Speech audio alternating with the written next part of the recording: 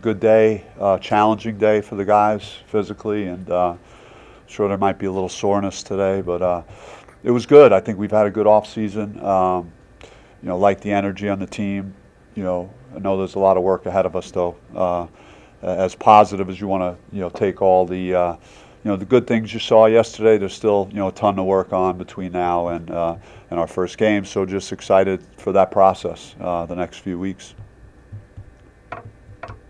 Chris Carmen, what do you think are the main things you're trying to get accomplished here in the next few weeks? Well, early it's a lot of physical work, and it's a lot of live work, and I'm still learning about this group. There are a lot of new guys, so I'm seeing guys make some plays out there, and I'm evaluating different combinations, and there's a lot of versatility to the roster. So trying to, as much as I'm coaching and teaching and breaking things down, and now going 4 hours to 20 hours a week, you could stop more and you have more time to teach. And so focusing on the details, our defensive concepts, and working on that to get those things in, and talking a lot about rebounding and being physical. And I haven't had the coach effort really, which is really refreshing. For this group to see how hard they're playing and competing, and I can't even say numerous guys just diving on the floor for loose balls, and we've taken charges and things that we're not having to just constantly remind guys that these things are important. They're doing it kind of instinctively. So I think that's been a real plus. Bobby Hodder, being a Devil's Digest, I know you talked early in the spring about the July practices being more structured. How do you think, looking back, has it benefited the team right now?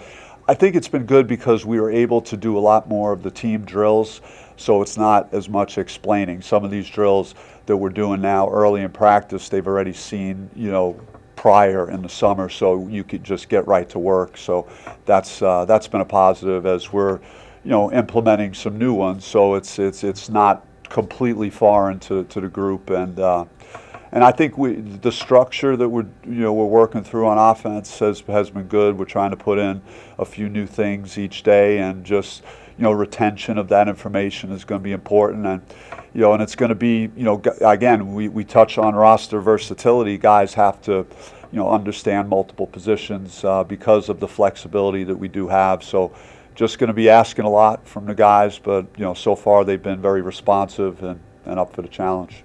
Bobby, to piggyback off that, Michael Kirchner, leading Pac-12 basketball. I mean, with the new guys that have come in and the new faces, how big is it for guys like Kamani and Jalen and even Marcus to be back to kind of, like you said, not, I guess, help them with the effort, but just get used to the way you wanted things done? Yeah, I think Kamani and Jalen Graham, they were on the team 2 years ago, and they know what a good team looks like here, and so certainly having that leadership. I think Kamani probably braced some of the new guys for what practice might feel like yesterday, and so I think they had a little bit of advance notice on that. But yeah, just they understand our system, and both of those guys I think are really motivated to have great years, both individually and then just getting us back on track and being a winning program. So it's been good. But I think just even the new guys, we have some freshmen, and that's always exciting to get those new guys in with that energy. But having guys like Marion Jackson and DJ Horn that have played college basketball, that have been through practices like this, that have that experience, it's they pick things up very quick. So it's nice to have those kind of transfers that you could kind of very push button type guys. Austin Scott with the State Press, sticking with Kamani Lawrence, him kind of coming off of surgery and having that COVID year to kind of rehab and get back to full strength and full health. How excited are you to kind of have him back for his fifth year at full strength? Yeah, just Kamani's the trust that he had in the program, and the work that I would put in the off season to retool the roster, and he was a guy that really wanted to be a part of this, and wanted to come back and make, I wouldn't say make up for last year, but try and erase the memories of last year to a degree. And he's worked very hard on his game, and he really built up his confidence through the later stages of last year, and I think really kind of found himself in terms of just the way he moved without the ball and the way he rebounded, and even the way he's defending in practice. He's really doing a good job and setting the tone at that end of the floor. And he's guarded Jalen Graham, he's guarded Marcus, so he's going for the tougher matchups and doing a pretty good job at that end of the floor so far. So Bobby, not only does the roster have so many new faces, your assistant coaching staff does nothing but new faces. Has that been like a process within a process, getting used to everything? Yeah, but it's been good for me because I think I'm getting some new ideas, and certainly I miss Coach Burno and Coach Coleman and Coach Wood, but those guys meant a lot to me, and but these guys have brought some fresh ideas.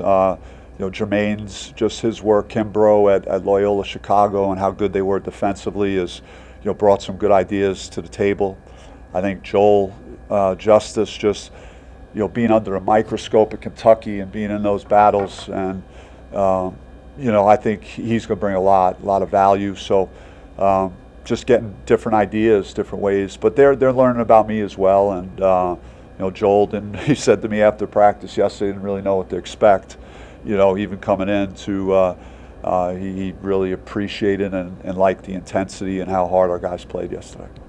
Bobby, Carson Forever, Sun Devil Source. You talked back in the spring about how this was like as aggressive as you had been, in recruiting and trying to get guys from the transfer portal and all that. Now that you've seen that sort of all come together, how is it gelling, and what do you feel like is sort of the style and identity of this team?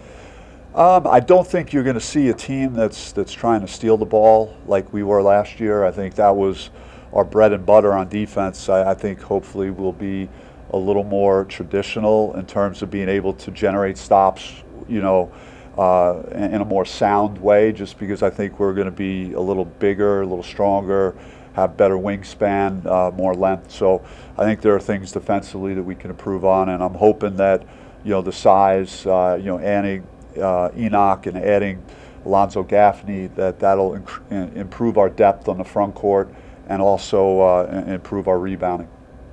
What are you expecting to see from Marcus this year, and where do you feel like he's continued to develop? Yeah, I mean, Marcus has accepted the challenge. He wanted to be a part of the program. It was exciting to get the news that he was coming back, and he's he's an elite player. He could really, everyone just views him as an offensive guy, and he's got great skills on that end of the floor and could really put the ball in the basket. And we're gonna need him to score, but he could rebound, and very good positional defender for us, and he's one of our best athletes. So, and he's very, again, another guy that's got a little bit of a chip on his shoulder, is very motivated, and he took some time after the draft process, and we sat down and talked about the importance of that, because he had a very strenuous lead up to the draft. So you got to give your body a chance to recover from that, and he did. And he's really starting to round into shape, and his game is getting there. So I think he's a guy that'll keep getting better over the next few weeks. Now we know what obviously last year was, but Kamani touched on it. Obviously, the guys get to hang out together off the court. How does that help you, obviously, with new faces, but the chemistry on the court, the fact that they get to be together now off the court? Yeah, it's a huge bonus. I think it's they've been to my house. We've done Top Golf. We've done a number of things. I know that they said that they were all pretty good at it, and I should say that that's far from the truth after what I witnessed that night. But it was those type of bonding things, because guys are just letting the guard down. They're kind of making fun of each other and just acting and conducting themselves like a team. Last year everyone was kind of on pins and needles. Hey, are we doing this procedure right? Or and now I'm not saying that that's completely gone, and we are focusing on keeping everybody safe and healthy, but it's a little bit more in the rearview mirror than it was last year at this time, for sure. How are you doing health-wise? A couple of the guys said that Enoch took a little bit of time. Last year you were very unlucky, it seemed like. Yeah, Enoch got here really early, so we had a few weeks at the end of May with Enoch to work out and just get a feel for him. And him get a feel for the coaching staff, and then he had a minor knee issue. We gave him some time with that, and then he came back and he had a good month, about a month with us, so got more of a feel for him. And but then he had a minor lower leg issue, so he's going to get cleared next week to go full. So that's going to be, that's going to be key for him. He's going to need that month really to maximize it, to get ready. But he did miss some time, so I'm tempering expectations a little bit and just trying to be patient with him. He's an elite player, but he did miss a lot of time. But we'll work with him, and I think he's got a good core of players that he doesn't have to have the weight of the world on his shoulders. But I think he's a guy that is working hard with his rehab, and he should be back, like I said, next week. What about the rest of the team? Jay Heath had a minor lower leg issue as well, and his timeline is he did not miss nearly as much time as Enoch did through the summer, but he'll be probably a week behind Enoch. So I mean, those are the two guys right now that are just still not a full go at this point. In the time that Enoch has been healthy, what have you seen out of him, and what's it been like actually getting to work up close with him like that? Yeah, a lot of the qualities he has, it reminds me, they're way different players, but just, of Lou Dort, and I know they're both from Canada, but just there's a charisma about him, a confidence, and a humility, and he's got a really good work ethic. I think he's pretty driven, and he's a hard worker. So when you have those things going for you with the physical talent he has and the size and his athletic ability, it's a pretty good package. So just trying to keep him positive, because he's a guy that, if he had 1 foot, he would try and play.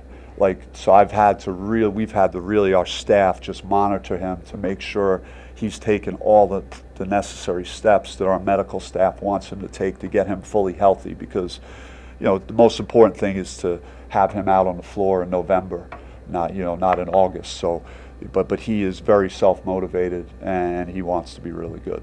So many new faces. Do you have any expectations as far as chemistry and communication, where you want it to be, today on September 30th, and how do you feel that is going along?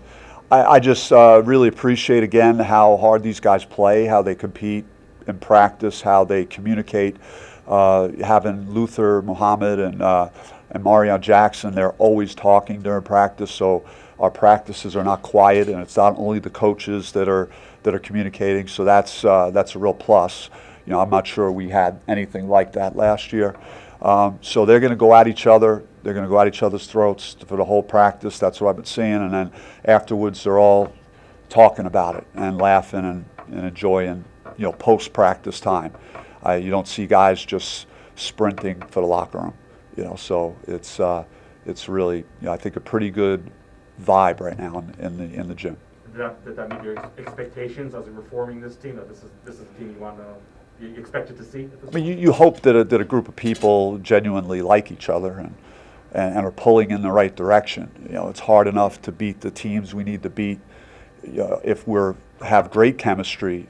But what if guys don't like each other, and now you're beating yourself? So it's good to see that you're starting to notice those things about this team. Now, when you throw adversity in, then that'll really be a test to see if that bond is there, and are we truly pulling in the right direction. We'll only find that out when we start playing people, but I am noticing just a good connection with the group. Gabe Sports Doubles Digest. You've had success bringing players from the back and accumulating them, or getting them acclimated to the Pac-12 play. What have you seen from Marion, and what does it take to get him up to speed for this level and optimizing his skills? Yeah, I think Marion has got that experience. He's a communicator. He's a natural leader. I think he's a guy that is easy to like. I think the guys enjoy playing with him. He's unselfish. At the same time, he can make shots, and he's proven in his career that he can make big shots. So certainly, that's a pretty good combination of, and then defensively, he plays both ends. So him and Luther, you're going to have to rip their hearts out. They really embrace being aggressive, competing, getting after it defensively. And I'm noticing that with our perimeter. I think we got better size, better physicality on the perimeter than we did last year, but we're really embracing, guarding and getting stops and playing that end of the floor. I think Marion does a really good job of that as well. How does Luther compare to some of the other leaders that you've had, maybe like Zion or Yeah, Luther will be a guy that just if he could tell the workout is for a period is deteriorating for whatever reason, and he's not going to again look the other way. He's going to hold guys accountable and say, hey, we can't play like this. Or if I'm the guy that's initiating it, then typically he's saying, yeah, coach is right on this. We gotta pick it up, and. So that's a positive. Z was a little different. Z, there won't be another Zylan. Just his energy, his smile, just everything. He was the best. But Luther is certainly, again, doing a great job in that role of just being a good communicator.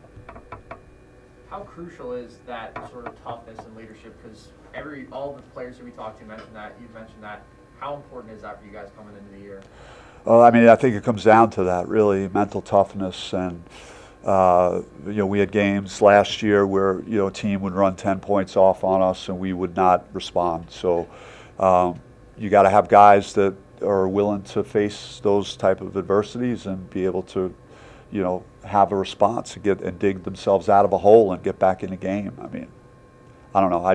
That's why the team 2 years ago, that could go down 22 points to Arizona and still figure out a way to come back and win. And that's, that you got to have the guys in the locker room that believe, and certainly so far, and how we're competing and how we're practicing and how desperate we are in our live work, that guys want to win, and they and I'm noticing that on a regular, consistent basis. To piggyback off that, I understand it's very early, but how do you feel like lineup flexibility that they give you? Because you said guys are battling in practice with the backcourt, frontcourt, but seemingly from what you're saying, it gives you a lot of lineup flexibility.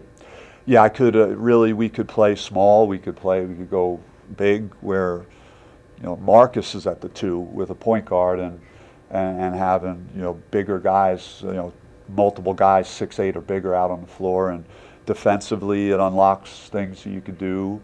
Maybe working a little more zone in and things that I haven't traditionally done in the past. So, as we continue to watch and evaluate, we'll see, what makes sense with that. But, definitely from a depth perspective right now, we're in a pretty good position, even with, 2 guys, injured that would be rotation players. Do you see a difference in Jalen now getting more help with Enoch, Will, Gaffney? The game has slowed down for JG, which is just gaining more and more confidence in him. He's really offensively, he's expanded some, whereas his shot out to the 3-point line has been pretty good, and shooting it with good touch. He trusts it.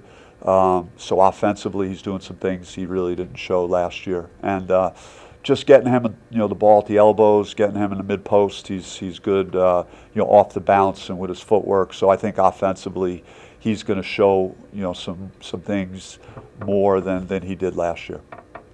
You mentioned wanting to take less chances defensively, less gambles, and also maybe having, the option to play a little bit bigger. Do you feel then that maybe this team is going to play with just a different overall tempo and pace than the last couple of years or last year?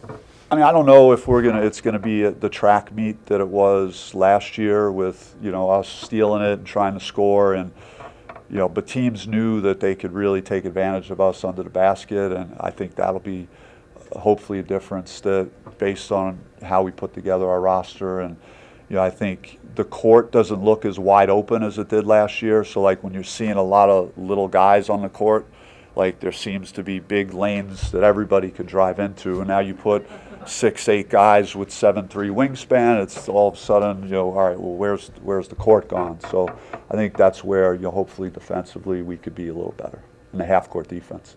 Coach, some of your biggest challenges early in the non-conference schedule are on the road. Does that create a different sense of urgency, or does that change any bit of the schedule of development for such a new facing team?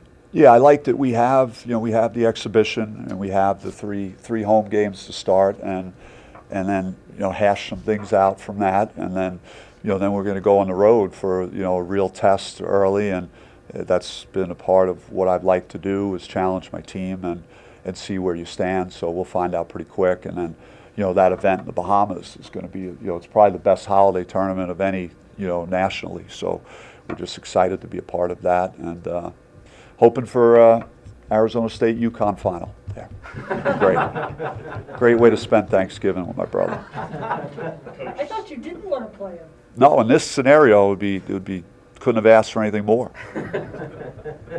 Coach, Zach Keenan, Doubles Digest. Any updates on the long-awaited return of Mill Madness?